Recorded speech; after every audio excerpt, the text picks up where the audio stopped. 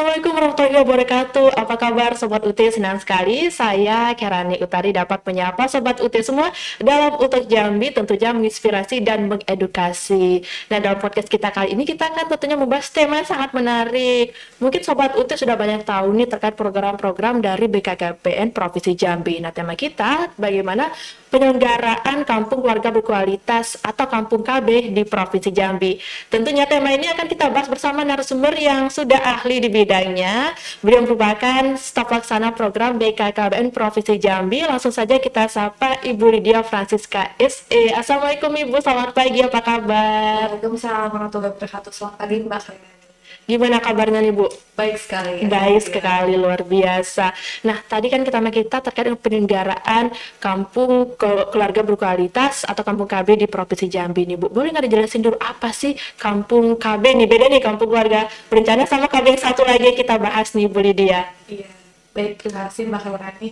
Jadi sejujurnya memang kalau saat ini ya masih banyak masyarakat kita taunya kampung KB itu kampung keluarga berencana untuk KB gitu ya. Benar. Tapi juga udah banyak juga penduduk yang tahu kalau kampung KB itu sekarang namanya kampung keluarga berkualitas.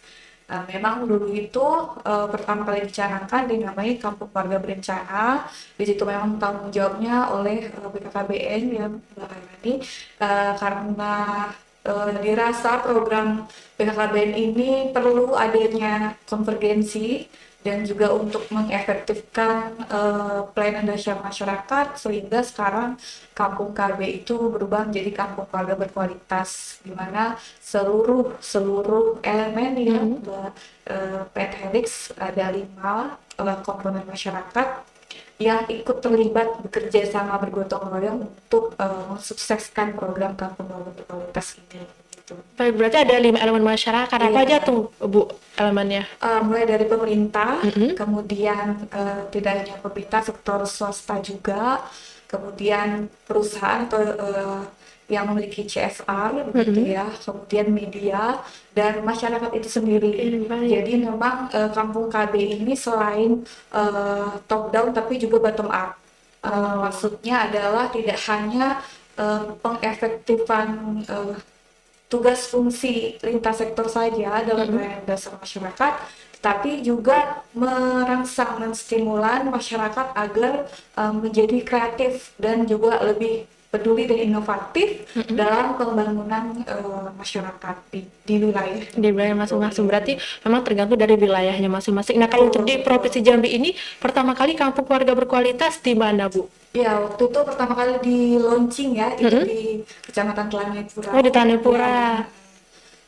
Pertama kali sekali, dan memang proses untuk menuju keseluruhan desa dan kelurahan di Provinsi Jambi ini menjadi kampung keluarga berkualitas itu lumayan ada ups and down-nya. Maksudnya tuh kita juga perlu koordinasi yang lebih, kita perlu pendekatan, dan hingga sekarang itu jumlah kampung KB di Provinsi Jambi sudah mencapai 1.586. 1.586 keseluruhan desa dan kelurahan di Provinsi Jambi. Di Provinsi Jambi, luar biasa ya. Nah, terkait tadi kata Ibu ada terkait pendekatannya, kan ada up and down-nya dalam membentuk kampung KB di seluruh wilayah Provinsi Jambi. Bagaimana sih pendekatan ke masyarakatnya nih Bu? Iya, baik. Jadi memang kita mempunyai menemui macam-macam hambatan yang Mbak ini ya. Pertama mungkin kita pendekatan dari yang punya wilayah dulu nih di sini, artinya pemerintah kabupaten kota. Cuman untuk mendekati pemerintah kabupaten kota tentu kita harus ketemu koordinasi dengan Pak Gubernur dulu begitu ya. Jadi kita inisiatif dalam tim pendidikan dan analisis dampak pendudukan pada tahun 2023 dulu, tahun lalu maksudnya, kita berinisiatif untuk merancang instruksi gubernur, itu turunan dari instruksi presiden nomor 3 tahun 2022 tentang optimalisasi penyelenggaraan kampung keluarga berkualitas, sehingga kita buat turunannya berupa instruksi gubernur Jambi nomor 3 tahun 2023 yang sudah diterbitkan tahun lalu. Nah, itu tim kami dari BKKBN Provinsi Jambi berkoordinasi dengan seluruh tim Pokja dan juga pihak eksternal Mbak Herani. Oh, tim Pokja ini apa nih Bu? Tim Pokja? Ya, jadi di BKB ini ada 15 waktu itu Heeh. kelompok kerja. Oh, kelompok kerja. Iya, dengan sesuai tupoksinya masing-masing. Kami berkoordinasi, saling berkonvergensi juga dengan 13 kementerian di Provinsi Jambi. Jadi kami membentuk tim koordinasi yang merumuskan instruksi gubernur tersebut. Sehingga terbitlah Ingup nomor 3 tahun 2023 tentang optimalisasi penyelenggaraan kampung warga berkualitas di Provinsi Jambi. Sehingga dari Ingup tersebut diharapkan ada lagi turunannya di setiap kabupaten kota, bisa berupa SE Bupati atau Wali Kota, bisa berupa juga instruksi seperti itu. Baik, berarti memang penyelenggaraan kampung keluarga berkualitas ini terintegrasi dan juga konvergensi Bu ya. Boleh jelaskan lagi nggak Bu bagaimana sistem terintegrasi dan konvergensinya Bu? Baik, jadi sebenarnya Mbak Herani, kampung KB ini adalah apa namanya, bentuk kecilnya ya, bentuk kecil dari sebuah pemerintahan. Maksudnya begini, bentuk kecil miniatur ya, nama lainnya adalah miniatur ya, miniatur program Bangga Kencana. Jadi BKKBN ini punya program namanya Pembangunan Keluarga, Kependudukan, dan Keluarga Berencana. Nah, Kampung KB ini adalah miniaturnya. Jadi diharapkan semua lintas sektor yang 5 elemen tadi, ada juga pemerintah, swasta, sampai ke masyarakat, PT Helix tadi, diharapkan berintegrasi dan konvergensi, artinya saling menyatukan visi misi, tujuan, dan juga apa namanya, inovasi ya. Jadi misalnya begini, BKKBN punya program keluarga berencana, yaitu untuk mengatur kelahiran dan sebagainya. Kemudian mungkin instansi lain seperti Kementerian Pendidikan, sekarang namanya Dasar dan Menengah ya. Nah, itu punya program tentu pendidikan dasar dan menengah. Jadi di kampung KB itu mungkin ada permasalahan masyarakat beragam ya Mbak Khairani, misalnya masalah putus sekolah, narkoba, ataupun mungkin seks bebas dan lain-lain. Jadi 13 kementerian ini bekerja sama untuk mengentaskan. Jadi semua program diharapkan masuk ke kampung KB tersebut begitu. Dan juga begini Mbak Khairani, tidak hanya pemerintahnya saja ataupun dinas instansi saja yang memasukkan program, tentu masyarakatnya harus lebih peduli. Mereka yang lebih mengetahui masalah apa yang terjadi di wilayah mereka sendiri gitu ya, sehingga mungkin di setiap kampung KB itu berbeda-beda treatmentnya. Mungkin ada yang anak stuntingnya banyak, jadi mungkin perlu koordinasi konvergensi tadi yang Mbak Hana bilang antara BKKBN, Dinas Kesehatan, Posyandu, dan lain-lain. Nah, lain halnya di wilayah lain, kampung KB lain, mungkin ada masalah putus sekolah, narkoba. Nah, itu juga mungkin yang turun adalah BKKBN, mungkin BNN, Badan Narkotika Nasional, dan juga Dinas Pendidikan dan lain-lain yang bisa terlibat untuk menuntaskan permasalahan tersebut. Itulah bentuk konvergensi yang dimaksudkan tadi. Baik, ya, saling terlibat semua Bu ya, tergantung permasalahan di wilayah tersebut. Nah, kalau untuk di setiap wilayah nih, secara umum di Provinsi Jambi ini, masalah apa sih yang paling banyak dihadapi di kampung KB-nya Bu? Baik, untuk masalah stunting alhamdulillah sudah lumayan turun ya daripada yang lalu. Nah, jadi sekarang mungkin kita tetap juga mencegah stunting, Mbak Herani. Jadi masalah stunting tetap kita fokuskan.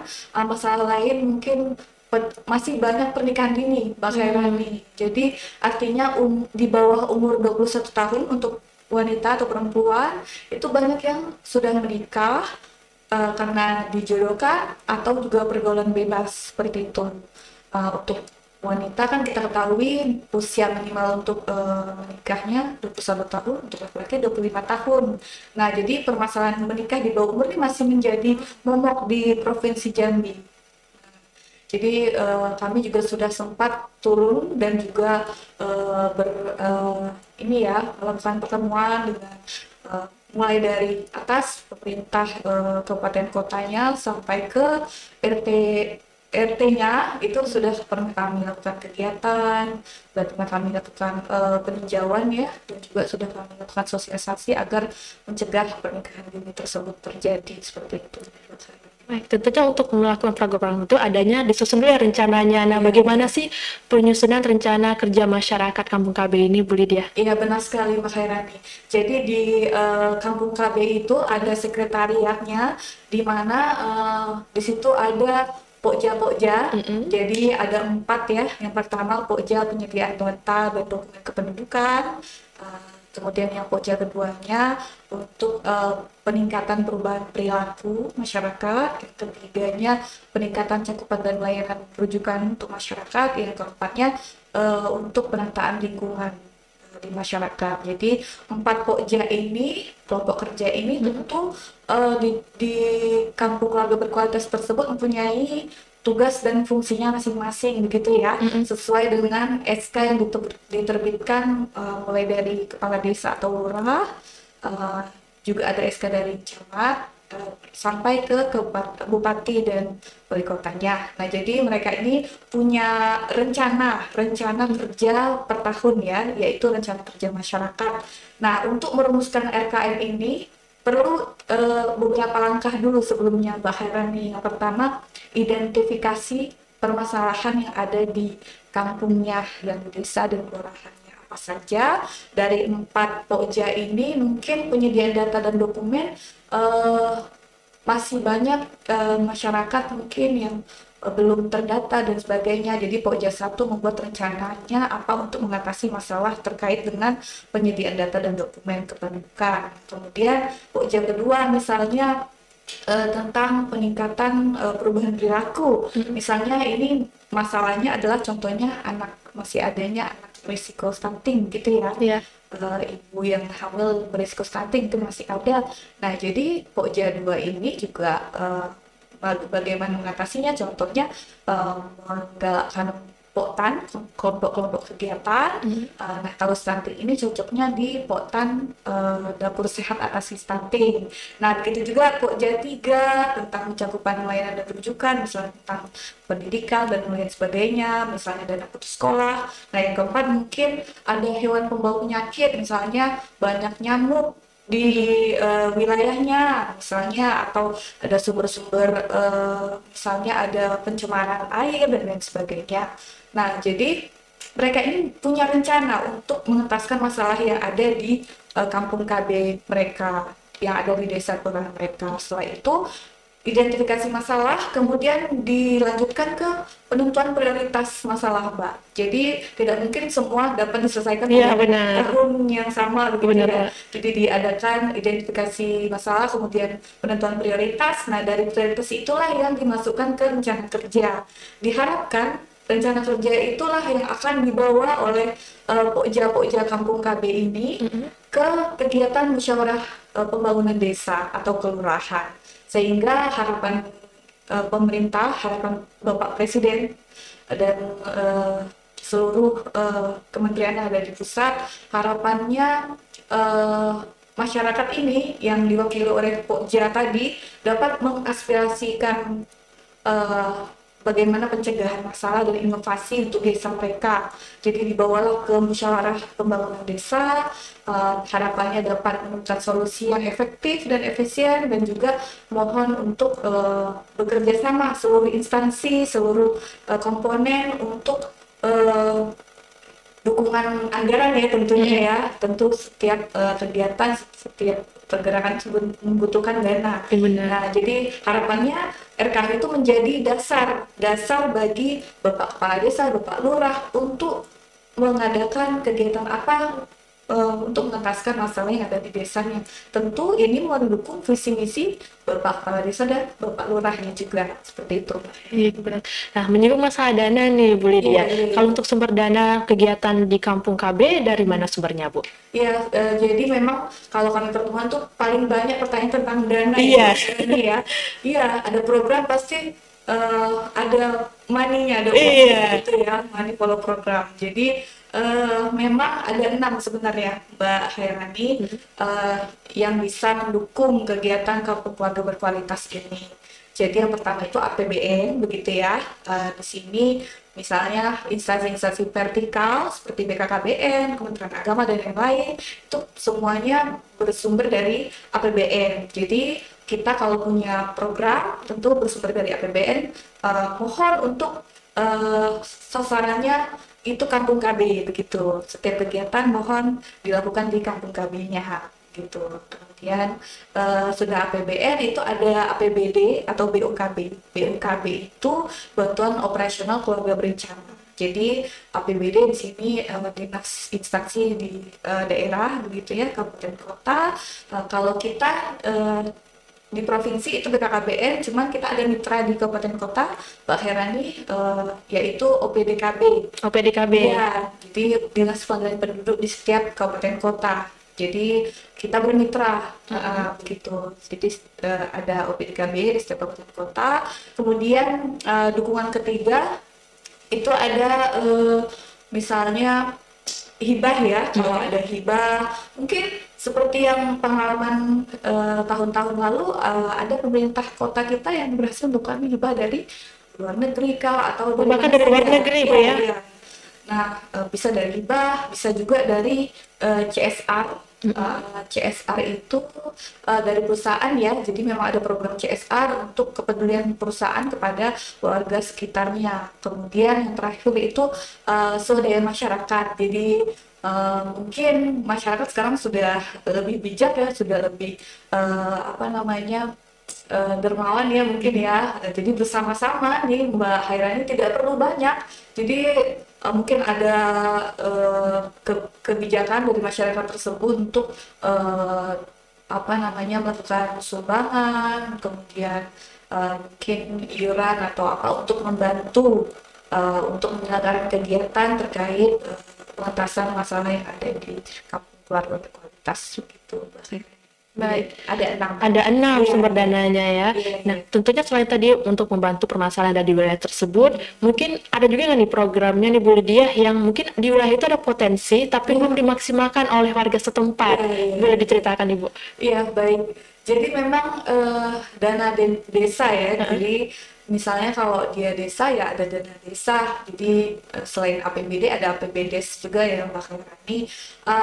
Memang potensi itu berbeda-beda ya di setiap desa dan kelurahan. Jadi misal ada yang punya tempat yang indah, mungkin bisa dijadikan tempat wisata. Potensinya menjadi tempat wisata di mana tempat wisata tersebut menarik wisatawan sehingga bisa menimbulkan menghasilkan pendapatan desa begitu ya. Di samping itu juga bisa menyerap tenaga kerja yang ada di desa. Kemudian juga misalnya potensinya perikanan begitu ya. Jadi mungkin ada banyak yang berprofesi sebagai nelayan. Nah, disitulah dinas instansi bisa melirik begitu Mbak Khairani. Misalnya di situ potensinya adalah perikanan tadi ya. Iya. Nah, jadi mungkin dari Dinas Kelautan dan Perikanan bisa mensasarkan kegiatan mereka di kampung-kampung tersebut yang punya potensi perikanan tadi. Nah, kalau dari yang wisatawan objek wisata tadi mungkin dari Dinas Pariwisata dan lain sebagainya. Nah, itu bentuk-bentuk dari potensi yang ada di wilayah kampung keluarga berkualitas. Boleh nggak dikasih contoh nih Bu, contoh kampung KB keluarga berkualitas ini yang berhasil nih memberdayakan potensi di sekitarnya sehingga dapat menjadi contoh mungkin bagi kampung KB yang belum maksimal nih Bu. Iya. Memang harapan kami kampung keluarga berkualitas yang masih pemula ya. Di sini boleh saya sebutkan ada 4 tingkatan dari kampung keluarga berkualitas. Yang pertama kampung keluarga berkualitas klasifikasi dasar, kemudian klasifikasi berkembang, kemudian klasifikasi mandiri, dan klasifikasi berkelanjutan. Nah, jadi yang saya akan contohkannya adalah yang klasifikasinya mandiri dan berkelanjutan. Nah, harapannya yang klasifikasi dasar dan mandiri bisa mencontoh bagaimana penyelenggaraan kampung keluarga berkualitas di kampung KB yang sudah berhasil ini, gitu ya Mbak Hairani. Iya. Jadi contohnya kita ambil yang juara mungkin ya. Boleh, Bu. Jadi kita sudah saya di sini sudah menyelenggarakan lomba ya Kampung Keluarga Berkualitas tingkat provinsi dan juga nasional itu bersama tim kami di tim kerja pendidikan dan dampak pendidikan. Jadi pada tahun 2023 kita sudah ada bawa lomba nasional ya, Nasional ya? tingkat nasional meraih 10 besar ya Kampung Keluarga Berkualitas tingkat nasional tahun 2023 di mana kita mendapatkan penghargaan dengan kategori CSR inovasi CSR terbaik se-Indonesia. Jadi kenapa dipilih Kampung KB ini? Kampung KB namanya Kampung KB Permata ya, di Desa Parit, Kecamatan Sungai Gelang, Kabupaten Muaro Jambi pada tahun 2023 berhasil menjadi 10 besar. Nah, kenapa mereka bisa lebih unggul daripada kampung KB yang lain? Karena pertama capaian program keluarga berencananya, kemudian juga intervensi yang dilakukan oleh masyarakat sampai 5 sektor tadi, 5 komponen tadi. Kemudian juga inovasi, kemudian juga apa namanya? Ke ini mereka ke aduh stop dulu. Nggak apa-apa. Iya, iya. Jadi ke apa Mbak? Keberlanjutan mereka dalam penyelenggaraan itu gitu ya, dan dukungan gitu ya Mbak. Oh ya, peran serta masyarakat. Oke. Oke, jadi kenapa Kampung KB Permata, Desa Parit, Kecamatan Sungai Gelam ini bisa lebih unggul dari yang lainnya? Karena ada beberapa penilaian begitu ya, Mbak. Jadi selain mereka ini inovasi CSR-nya terbaik, jadi mereka itu membuat produk pupuk hasil dari pembuangan limbah sawit. Jadi memang potensi mereka ini sawit, tetapi mereka tidak membuang begitu saja limbah dari kebun sawit ini, mereka olah dan itu bisa menjadi pupuk. Dan kabarnya dari keterangan dari kepala desa, pupuk ini juga diekspor ke luar negeri. Wah, luar biasa ya. Jadi nggak cuma di sekitar, bahkan ke menjadi ekspor ke luar negeri. Luar negeri, dan itu menjadi pendapatan tentunya ya untuk desanya, untuk masyarakat sekitar, dan juga bisa menginspirasi kampung KB yang lain. Nah, tidak hanya produk pupuk tadi, mereka juga lebih unggul di dalam aspek peran serta masyarakat. Mereka semangat ya untuk menyelenggarkan kampung keluarga berkualitas ini. Mereka menerima yang sulit itu kan Mbak Khairun ini menerima ya. Benar. Jadi mereka ini sangat menerima, Terbuka nih ya. terbuka untuk program kampung keluarga berkualitas ini, dan juga didukung oleh Bapak Kades dan seluruh perangkat desanya begitu. Yang lain tentu juga terdapat lintas apa namanya integrasi dan konvergensi lintas sektor ya. Jadi mereka sering menjadikan sasaran untuk program dan kegiatan. Tentunya untuk menjadi sasaran program kegiatan ini tidak hanya menunggu dari dinas saja. Mereka yang kejar bola begitu ya. Iya. Mereka yang aktif untuk melakukan usulan untuk dalam rangka perbaikan pembangunan pendudukan di desa mereka begitu. Juga ada yang tahun ini yang juara 1 tingkat provinsi untuk lomba penguatan kampung keluarga berkualitas itu jatuh kepada Desa Jernih ya, Kecamatan Air Hitam, Kabupaten Sarawangun. Nah, kenapa mereka bisa lebih unggul pada tahun ini? Karena mereka punya potensi pariwisata, Mbak Khairani. Jadi mereka punya dam air yang sangat jernih, Mbak Khairani, di mana mereka membuat di wilayah dam tersebut tempat untuk rekreasi masyarakat, untuk rekreasi warga, dan ternyata tidak hanya warga sekitar saja yang mengunjungi, tetapi juga dari Luar daerah. ya, luar daerah, luar kabupaten juga mengunjungi desa tersebut begitu, sehingga kabarnya juga pendapatan apa namanya pendapatan kotornya pun bisa mencapai puluhan juta, luar biasa. terutama di hari-hari besar, di hari libur, hari-hari Sabtu dan Minggu dan sebagainya. Itu bisa mendapatkan mendatangkan income ya untuk desa dan juga ke masyarakat. Selain itu, mereka juga melestarikan budaya mereka, jadi tidak menghilangkan budaya yang ada. Nah, itu menjadi ketertarikan sendiri ya bagi wisatawan.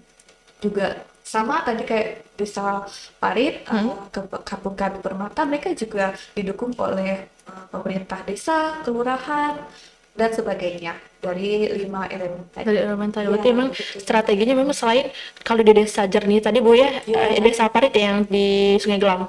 Iya Desa benar. Parit itu melihat ada permasalahan nih, limbah mau dikemanakan. Iya, Jadi mereka iya, inovatif. iya. Inovatif. Kenapa nggak dijadikan pupuk? Jadi Pupuk. mengolah permasalahan menjadi sesuatu solusi, Iya. dari masalah menjadi solusi.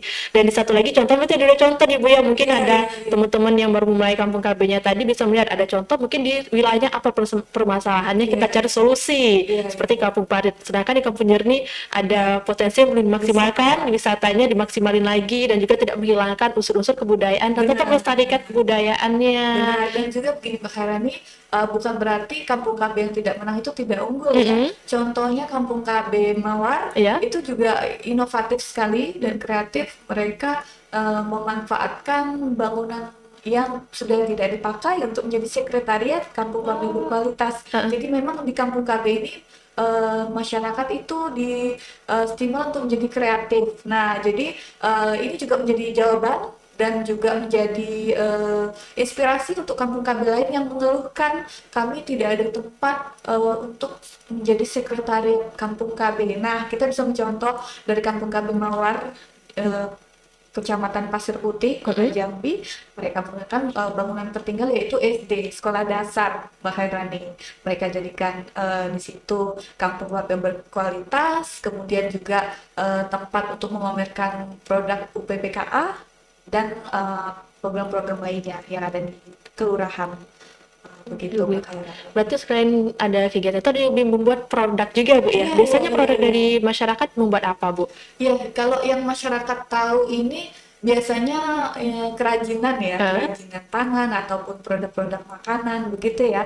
Jadi kita di BKKB ini menggalakkan poktan kelompok kegiatan UPPKA, usaha peningkatan pendapatan keluarga akseptor.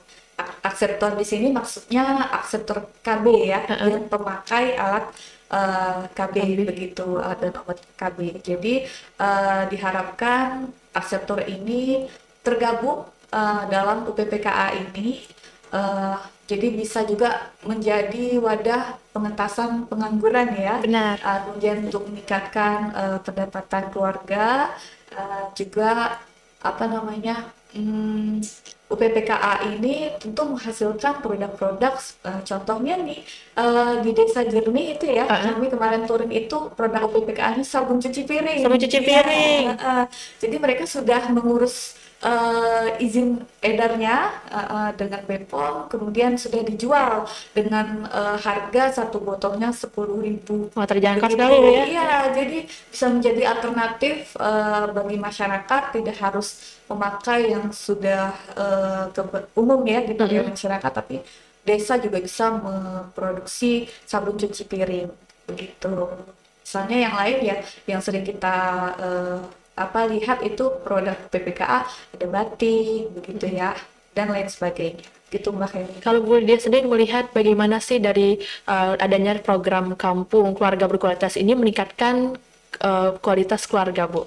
Iya, baik. Jadi memang sesuai namanya ya Mbak Khairani, kampung keluarga berkualitas, di mana di sini yang kita tingkatkan juga kualitas institusi keluarganya begitu ya. Tentu keluarga ini unit terkecil ya dari kependudukan, diharap dari unit inilah dimulai kualitas sumber daya manusia kita di Indonesia ini. Jadi memang kampung KB ini diharapkan dapat meningkatkan kualitas keluarga. Jadi tentu di keluarga itu terdapat permasalahan ya yang berbeda-beda, sesuai dengan umurnya, sesuai dengan lokasi mungkin begitu ya. Nah, jadi diharapkan keluarga ini dengan adanya program peningkatan perubahan perilaku tadi, keluarga ini mengikuti kelompok-kelompok kegiatan sesuai dengan kebutuhan mereka. Contohnya keluarga muda begitu ya. Iya. Keluarga muda ini mempunyai balita misalnya. Nah, keluarga ini bisa mengikuti POTAN BKB, Bina Keluarga Balita. Jadi supaya mereka ini mendapatkan pendampingan dan edukasi mengenai pola asuh balita seperti itu. Jadi diharapkan tidak ada lagi salah asuh dalam kehidupan gitu ya.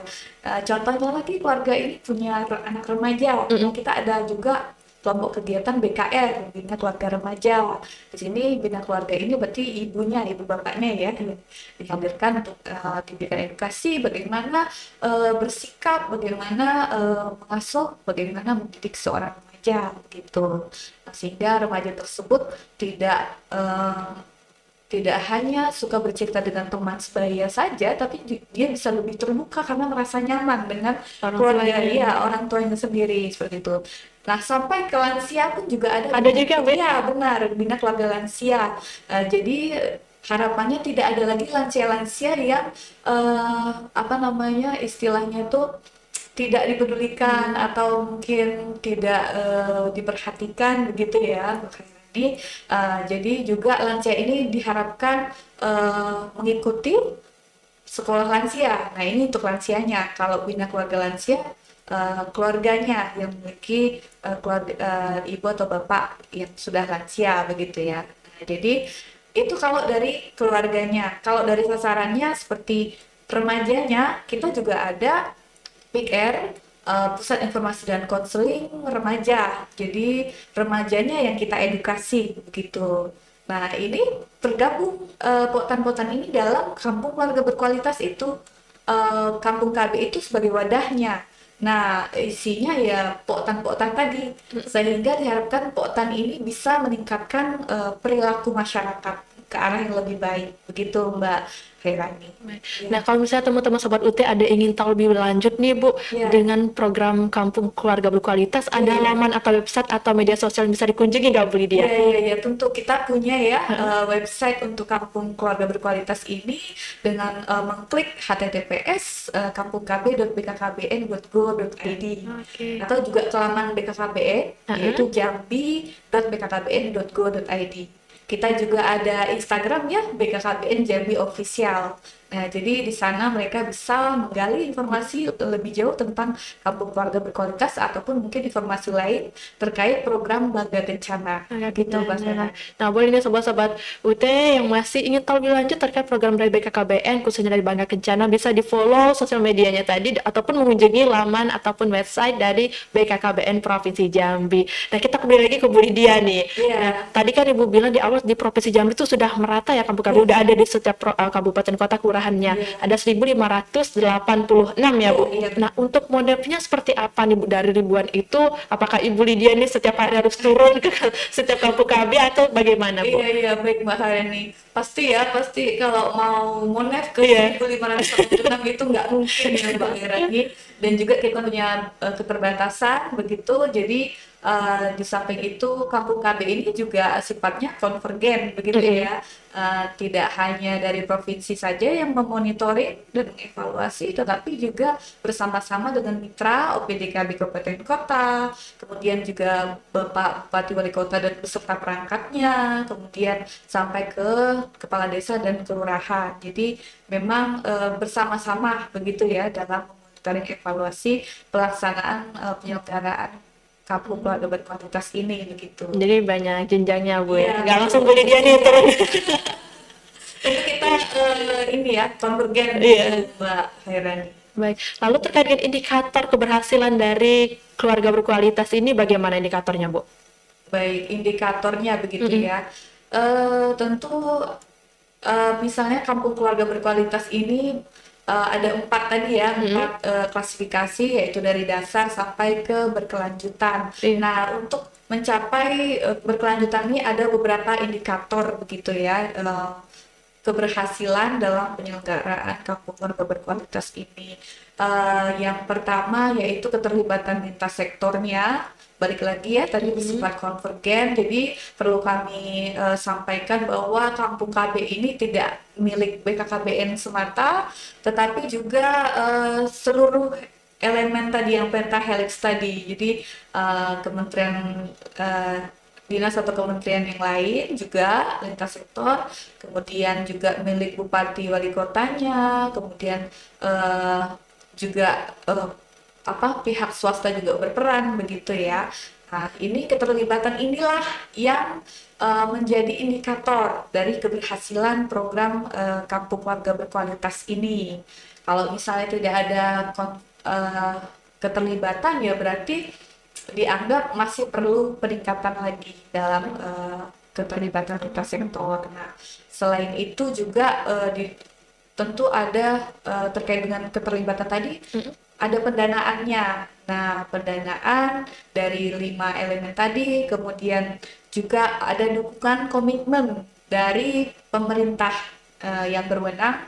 Misalnya mulai dari Bapak Kades, Bapak Lurah, dan lain-lain, itu ada komitmen yang diwujudkan dalam bentuk SK, begitu. Kemudian juga mendengar indikator tentu ada capaian yang kita lihat ya Mbak Khairani, kita lihat capaian dari Kampung Keluarga Berkualitas tersebut. Bagaimana angka stuntingnya bisa turun, bagaimana tingkat kemiskinannya bisa menurun, bagaimana angka putus sekolahnya bisa menurun, juga angka pemakaian narkoba bisa turun dan sebagainya. Jadi saat itu ada terjadi penurunan, disitulah Kampung Keluarga Berkualitas tersebut terindikasi berhasil menjalankan programnya. Begitu Mbak Khairani, mungkin kurang lebih ya. Baik, berarti program-programnya juga kalau ada jargonnya ya, saya lihat tadi ada bisik-bisik ada jargonnya ini ya. Kampung Keluarga Berkualitas, jargonnya apa nih Bu Lydia?